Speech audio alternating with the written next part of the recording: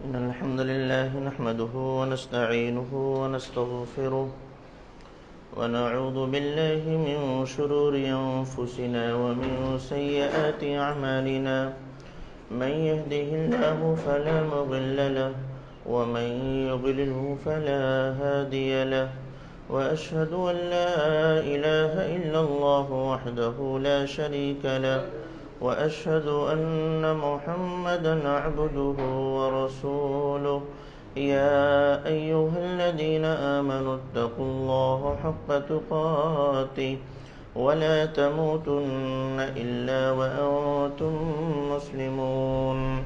يا أيها الناس اتقوا ربكم الذي خلقكم من نفس واحدة وخلق منها زوجها وبث منهما رجالا كثيرا ونساء، واتقوا الله الذي تساءلون به والأرحام، إن الله كان عليكم رقيبا. يا أيها الذين آمنوا اتقوا الله وقولوا قولا سديدا يصلح لكم أعمالكم ويغفر لكم ذنوبكم، ومن يطع الله ورسوله فقد فاز فوزا عظيما. أما بعد فإن أحسن الحديث كتاب الله، وخير الهدي هدي محمد صلى الله عليه وسلم، وشر الأمور محدثاتها وكل محدثة بدعة وكل بدعة ضلالة وكل ضلالة في النار. فأعوذ بالله السميع العليم من الشيطان الرجيم. بسم الله الرحمن الرحيم.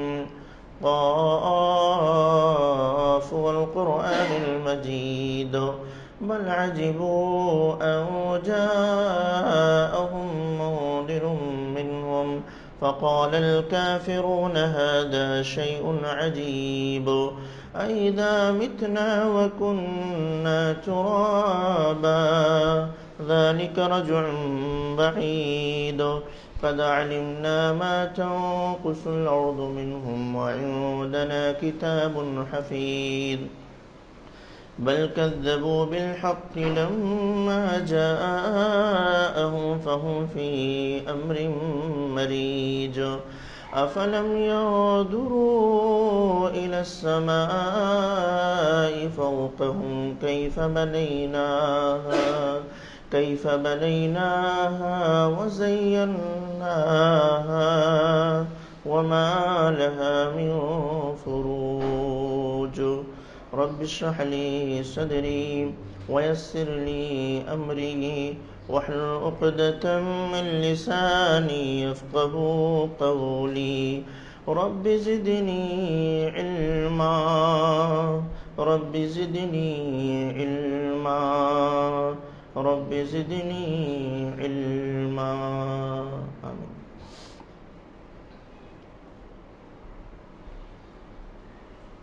حمد و ثنا، کبریائی، بڑائی، تعریف، توصیف اکیلے وحدہ لا شریک کے لیے۔ اللہ کی رحمتیں و برکتیں نازل ہوں انبیاء کرام پر، خصوصاً آخری نبی پیارے نبی جناب محمد رسول اللہ صلی اللہ علیہ وسلم پر، صحابہ کرام پر اور قیامت تک آنے والے مومنین پر۔ حضرات گرامی،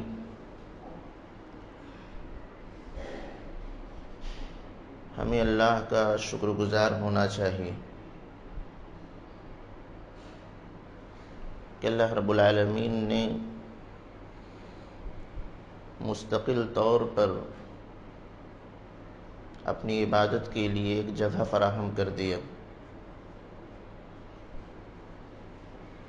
یہ بہت بڑی نعمت ہے، اس پر اللہ کا جتنا ہو سکے اتنا شکر گزاری کریں۔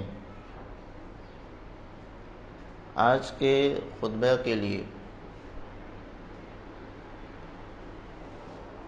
میں نے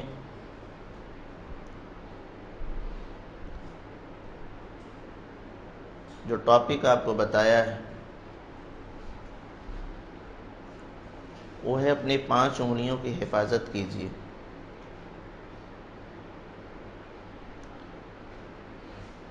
یہ عنوان در حقیقت انبیاء کرام کے بعد جس شخصیت کا سب سے بڑا مقام ہے، یعنی ابو بکر صدیق رضی اللہ تعالی عنہ، ان کی ایک نصیحت کا حصہ ہے۔ ایک صحابی رسول تھے، رافع بن عمر الطائی رضی اللہ تعالی عنہ۔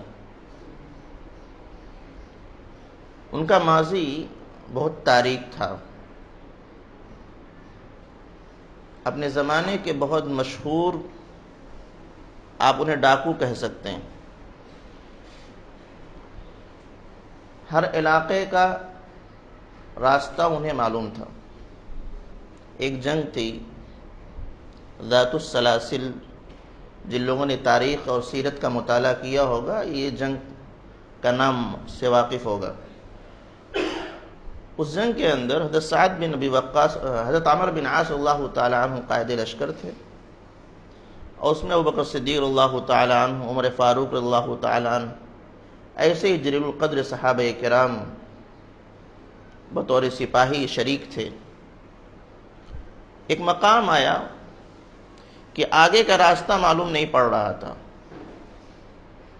تو قائد لشکر نے کہا کسی ایسے شخص کو تلاش کیجئے جو ہمیں راستہ دکھا سکے۔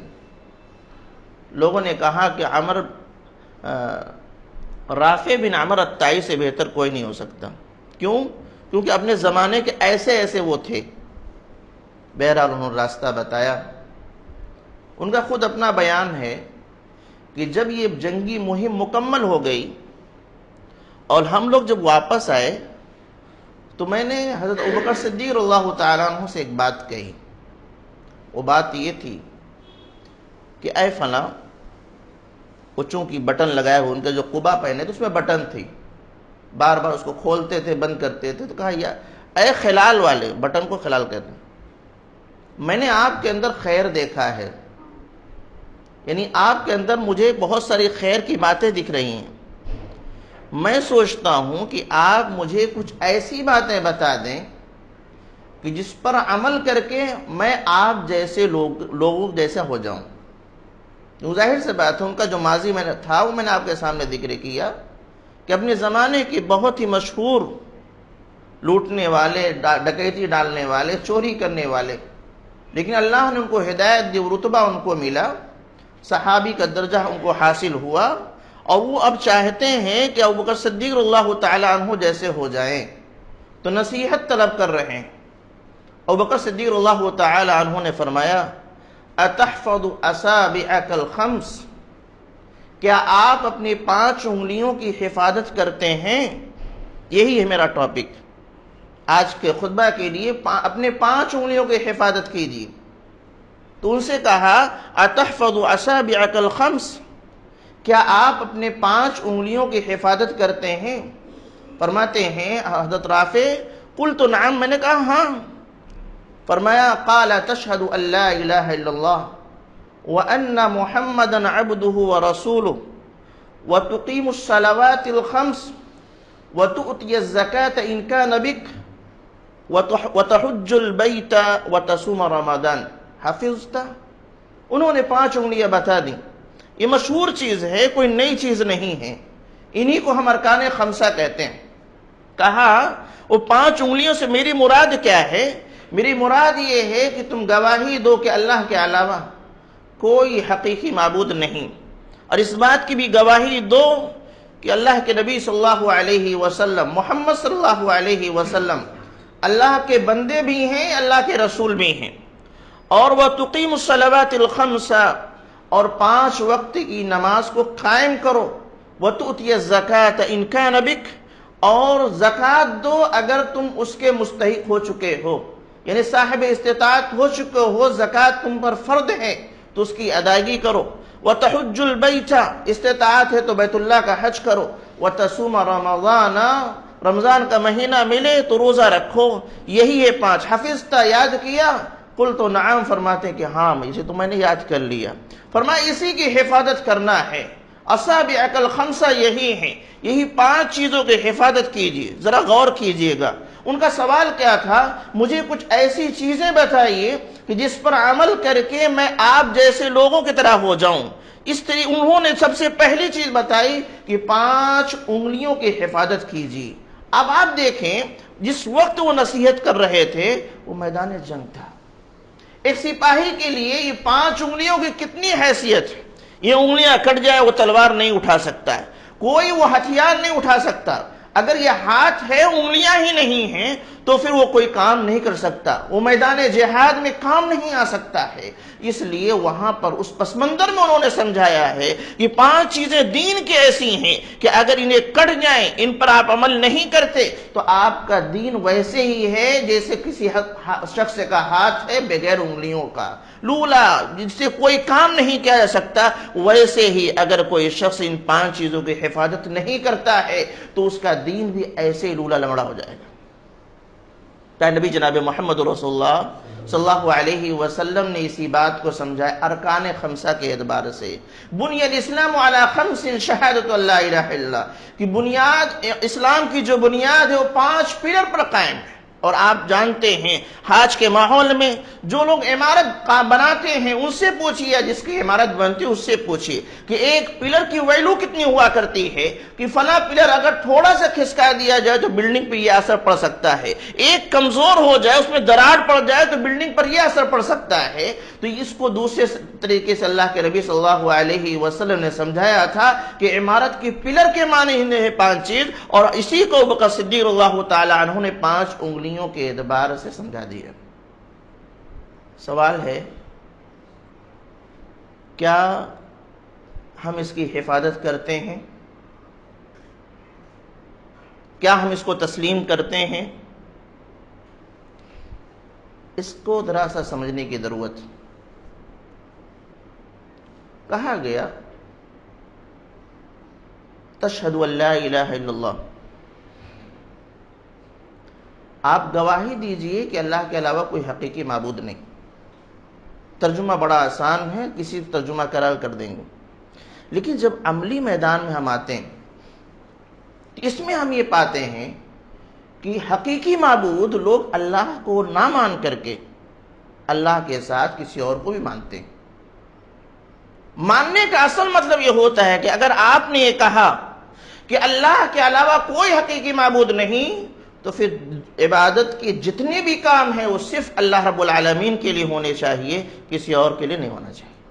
یہ نماز، روزہ، حج، زکوٰۃ، سجدہ، رکوع، قربانی، نذر، نیاز، قسم، جتنی بھی چیزیں عبادت کی ہو سکتی ہیں، دعائیں، یہ صرف اللہ کے لیے ہونی چاہیے۔ تب تو ہم نے مان لیا کہ اللہ کے علاوہ کوئی حقیقی معبود نہیں۔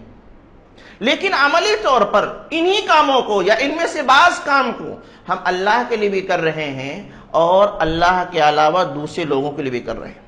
خاص طور سے دعا کا معاملہ ہے، خاص طور سے نذر و نیاز کا معاملہ ہے، خاص طور سے قربانی کا معاملہ ہے۔ عموماً ایک بڑا طبقہ مسلمانوں کا، بلکہ اکثریت آپ کہہ لیجئے، وہ اللہ سے دعا کرتے ہیں لیکن ساتھ میں اللہ کے علاوہ غیر اللہ سے بھی دعا کرتے ہیں، اور کلمہ وہ بھی پڑھتے ہیں لا الہ الا اللہ، اللہ کے علاوہ کوئی حقیقی معبود نہیں۔ کیا اسی کو ماننا کہتے ہیں؟ کیا اسی کو گواہی نہیں؟ اس کا نام نہیں۔ اگر آپ نے تسلیم کیا کہ عبادت کا مستحق صرف اللہ رب العالمین ہے، کوئی اور نہیں، تو پھر عبادت کے جتنے بھی کام ہیں اللہ کے علاوہ پھر کسی اور کے نہیں ہونا چاہیے۔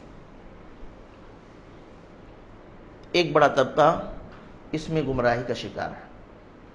دوسرا طبقہ یہ اسی کا دوسرا حصہ ہے کہ آپ یہ گواہی دیں کہ اللہ کے رسول محمد صلی اللہ علیہ وسلم اللہ کے بندے ہیں اور اللہ کے رسول۔ گواہی دینے کو سب تیار ہیں، اشہد ان لا الہ الا اللہ واشہد ان محمدا عبدہ ورسولہ، سب پڑھتے ہیں۔ عملاً اگر آپ دیکھیں تو ایک بڑا طبقہ ایسا ہے جو یہ مانتا ہے کہ اللہ کے نبی بندے نہیں تھے، رسول تھے لیکن بندے نہیں تھے. بولے بندہ بولنے کا مطلب یہ ہے کہ آپ ان کی توہین کر رہے ہیں. بندہ ماننے کو تیار ایک بڑا طبقہ ہے, اور ایک بڑا طبقہ ہے بندہ مانتا ہے, رسول بھی مانتا ہے, لیکن عملی طور پر اللہ کے رسول کو رسول نہیں مانتا. وہ کیسے؟ رسول کا مطلب ہوتا ہے قاصد, پیام لے کر کے آنے والا, پیغام لے کر کے آنے والا. اللہ کے نبی صلی اللہ علیہ وسلم اللہ کے رسول ہیں, اللہ کا پیغام لے کر کے آئے ہیں. اب دین کا کوئی بھی کام ہے, اگر زندگی ہمیں بسر کرنا ہے تو پیارے نبی جناب محمد رسول اللہ صلی اللہ علیہ وسلم جو پیغام لے کر کے آئے ہیں, جو تعلیم لے کر کے آئے ہیں, اس اعتبار سے ہم کو بسر کرنا ہے.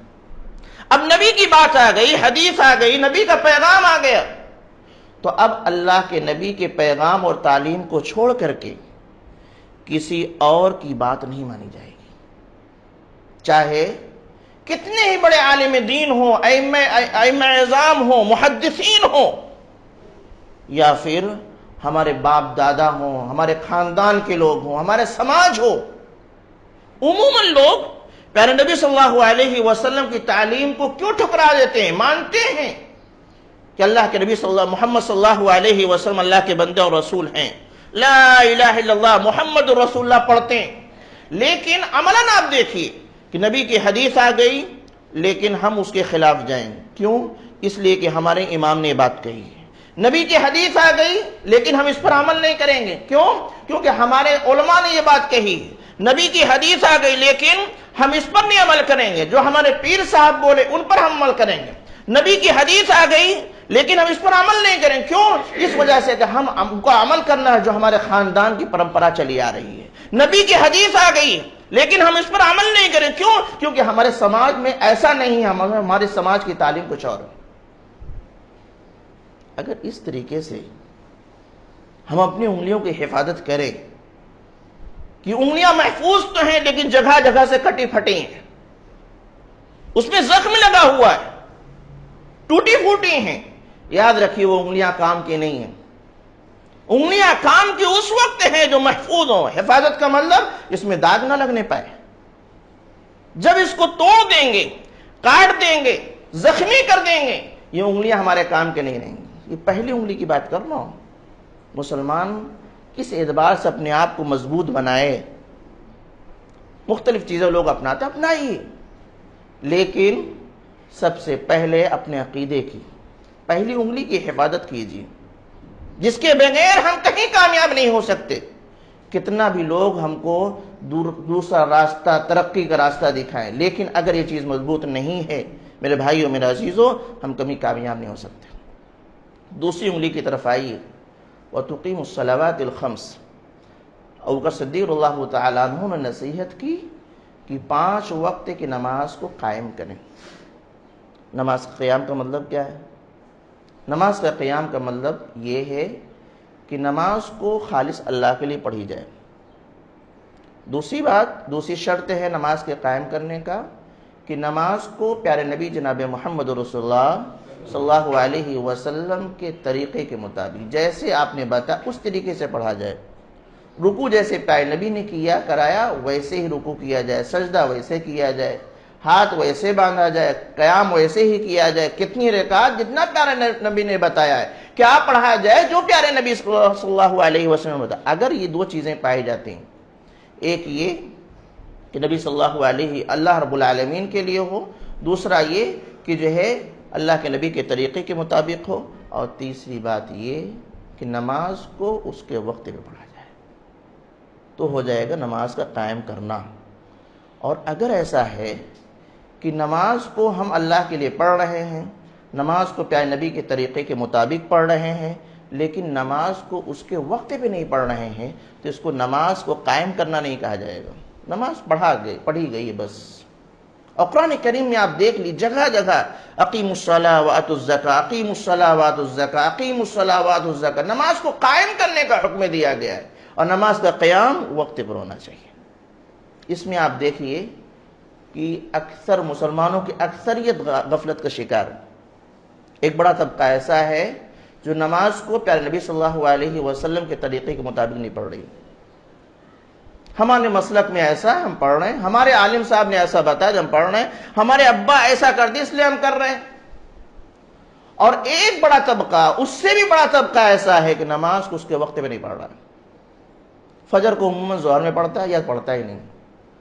اگر کوئی شخص 4 وقت کی نماز وقت میں پڑھ رہا ہے لیکن فجر کو پڑھ ہی نہیں رہا ہے تو نماز کو قائم کرنے والا ہوا کہ نماز کو ڈھانے والا ہوا؟